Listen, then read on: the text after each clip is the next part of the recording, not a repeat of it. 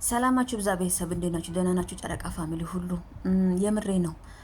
በጣም የሚገርም ነገር በጣም ታምር የሆነብኝ ዛሬ ቪዲዮ ደግሞ ታምር ነው የሆነብኝ። ብሩኬ ለምን እንደዚህ እንደሚሆን አላቅም። አሁን ደግሞ እንደው ከስራም እውነት ጭንቅላቴ ደግሞ ኢሪሊ የመሰለኝ ነው።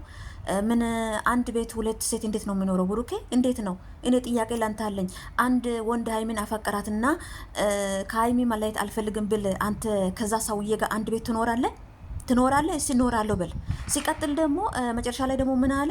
ውሳኔ ይሄ ግልጽ ነው፣ ካልፈለግሽ ነገር ምን ማለት ነው?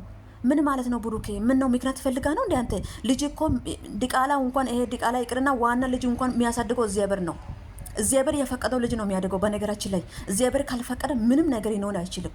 ምንም ነገር እቺ እንኳን በዲቃላ የመጣችው እንኳን ይቅርና በዝሙት የመጣችው ልጅ እንኳን ይቅርና ማለት ነው። የምሬ ነው። ሜንሽን አድርጉና አድርሱት ለብሩኬ ማለት ነው። አድርሱለት። የምሬ ነው። የሚያከብረው ሀለ የሚወደው ሀለ ዛሬ በጣም በጣም በጣም ነው ልቤ የተሰበረው። በጣም በአንድ ቤት ሁለት ሴት ሲኖር ምን ማለት ነው? ቆይ ምን ማለት ነው? አይ ሀይሚዬ አልፈልግሽ ማለት ፈልጋ ነው? ምክንያት ፈልጋ ነው?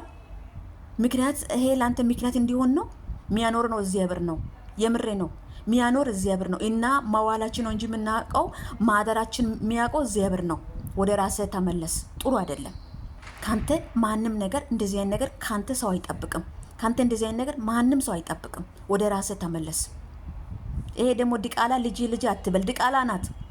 ምን ሳታስበው እሷ ሴትዮዋ ደፍራ ይሁን አንተ በእሷ ላይ ተኝታ ይሁን ሴትዮዋ በአንተ ላይ ተኝታ ይሁን የምናውቀው ነገር የለም። ዲቃላ ነው።